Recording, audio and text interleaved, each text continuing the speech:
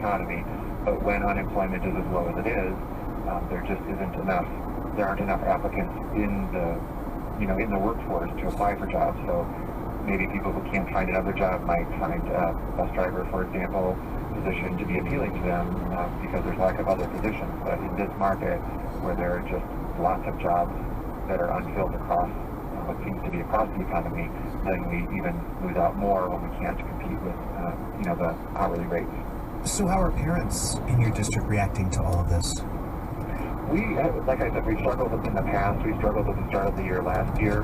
This year, I was just more insistent that we communicate more in advance, more proactively and transparently what our situation is, so that no one's caught off guard on the first day. And I think that led to some concern by parents, which it should, but I still feel like it's more important to communicate transparently and in advance what the needs are and get the word out that, we're not just saying that we have a shortage, we actually do have a shortage. And if people know about that, then they're more likely to perhaps help or spread the word. Are you starting to see maybe applicants come forward being like, okay, I can do this if you're desperately in need of help? We actually have had 4 additional applicants. I don't know for sure how qualified all. Okay, so I was like, this is kind of strange, but I was like, hey, I'm a freshman. This is Ohio State. Maybe they know something I don't. So he began checking my testicles, and he asked me to cough, turn your head, cough, and there was a pause. He kept checking, and I looked down, and I was like, is everything okay? And he was, something like, yeah, I'm palpating, making sure there's no structural damage. And I'm like, huh? So the next day was eating dinner and was sharing my story with the trainer on our team. I was going to ask if you told anybody about what had happened. Yeah, he was one of many. I shared it was with the trainer of our team and a few other athletes that were there from track, wrestling, whatever. And I started telling them my story, and they started laughing at me, and they said, oh, you got had. You didn't know who he was, who Dr. Strauss was? And I was like, what are you talking about? And I was like, yeah, they have a nickname for him. He's called Dr. Nuts. And he was like, yeah, no matter what you go to him for, if it's a hangnail, he wants to check your testicles. So you're saying you went to a trainer, you told people about this, and the feedback you got was everybody knows this is an open secret. Yeah, like you're the freshman. And so the joke is on you, like you didn't know. Because I wasn't prepared for this. And after that, I kind of got a little angered because, the joke was on me. Did anybody, you or anybody else at the time, file an official complaint, try to take this through an official channel? Well, the official channel at that time was tell your coach. So I did tell my coach the next day when I returned back to practice and told him, I feel a lot better. I went to go see Dr. Strauss, and I told him what happened. And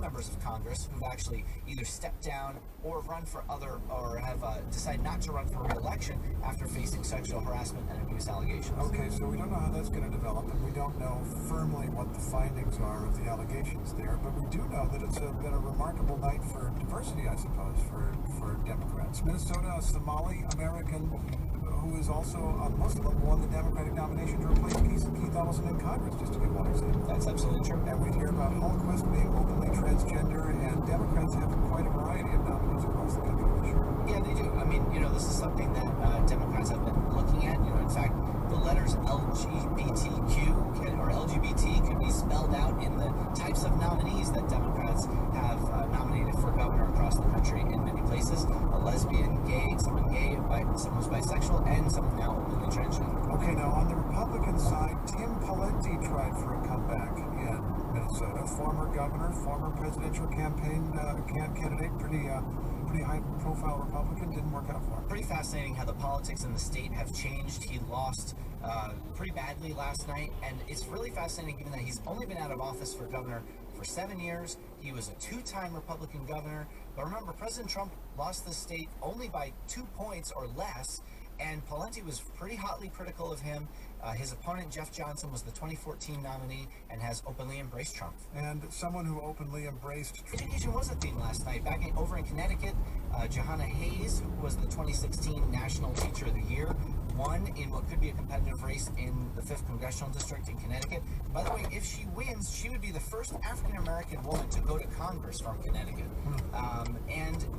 Back in Wisconsin, the Democrats nominated the state school superintendent, Tony Evers, to take on Scott Walker.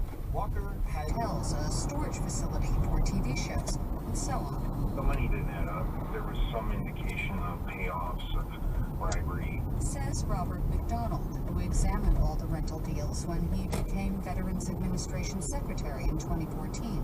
And if we found monkey business, we turned it over to the FBI. There had been no public accounting. NPR obtained documents in 2012 that showed that West LA VA Rentals had brought in at least $28 million. I don't want to talk about it because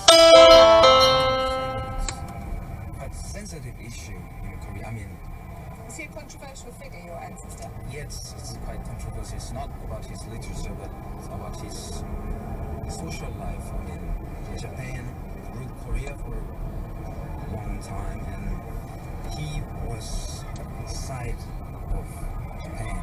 So it's really controversial, and the Korean people, they're still talking about those days. Is that difficult for your family? Yeah, difficult for me and difficult for my family, and maybe someday I should write. Not have anything. No plan. Yes, I'm political refugee here in South Korea, in Seoul. Where are you from? I'm from Egypt. So how long have you been here? 2 months and a half now. So why did you leave Egypt? What was so I bad? have big problem with government in Egypt. My brother, we don't know any information about him now. Government catch him, and I came to here by another passport fake. I make it. Are you a criminal? No, but I will have a big problem in Egypt, and I'm run away from army. I'm travel 7 countries, and Interpol stopped me, and they come back to Egypt illegal again. So where do you live here? I live now, maybe sleep in garden one day, maybe sleep in mosque one day, maybe sleep in guest house if I have money. But I live normal, not bad. But I'm very sad about my brother now.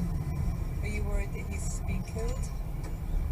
Maybe have my friends government kill them. Many.